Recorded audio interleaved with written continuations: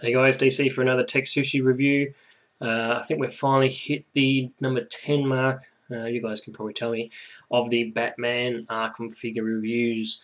Today we're going to finish off Series 2 of the Arkham Asylum set that came out a couple of years ago. And our last one that we need to see is Mr. Zsasz. He's, as in what Sheldon would say, Zazzy. Anyway, he has a small part in the game where you have to fight against him. I didn't know anything about Zsasz until the game, so he's a new character to me, but he's pretty cool. He's not like your normal Jokers or so forth that everyone knows about. Show you the back again. Bane, Armored Batman, and Poison Ivy, which we've already reviewed. And at the back there, with this cheesy grin, is Zsasz. So if we look at the figure, whoops, I hope I don't drop him. This is Zsasz.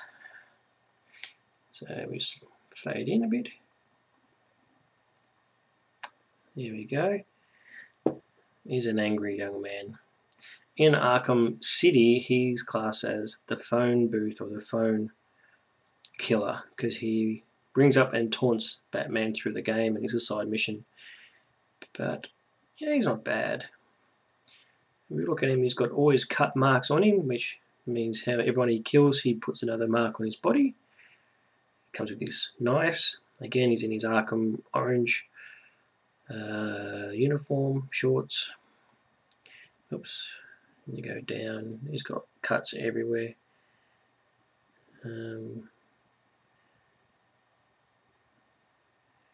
Very cool how they've done the toenails and made his feet look pretty good. Let me go back down, turn it around. He's got the padlocks from his chains everywhere on him, and a very cool tattoo at the back. And then if you look at the top of his head, he's got more tattooing. So this is Mr. Zsasz, and if we look at him, he has very limited head movement. It doesn't really move much because of his collar. He does have a waist, that's nice. His arms just swing out, but they don't go up.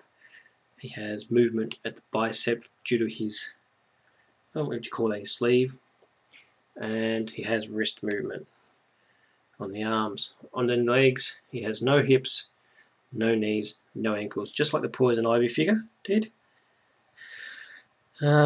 He's not my favourite, but you know, he's good to have in the collection because he is again a Batman villain, and we're slowly getting a large range of Batman villains from the game, and I'm happy with that. I think that's really cool. I like to have my rogues gallery, and a rogues gallery in Batman wouldn't be complete without young Zsasz. I do like his face sculpt. I think that's pretty cool. And I do like the fact that he's got all his knife marks and the tattoo work. So the paint apps and the sculpting is pretty cool. The lack of articulation is a little bit disappointing. But then again, I don't play with my figures. They just sit on the shelf, so who am I to complain to a point? But if you do like a lot of articulation, this guy may not be what you're looking for. But he does have pretty good paint apps. Anyway, this is another TekSushi review. I'm DC. Hope you like us on Facebook and down the bottom. And stay tuned for, hopefully we'll get to Arkham Asylum Series 1 and finish off Batman City Series 2. Trying to catch up. And we'll also have Infected Batman up soon. Alright guys, stay tuned for the next TekSushi review. See you later.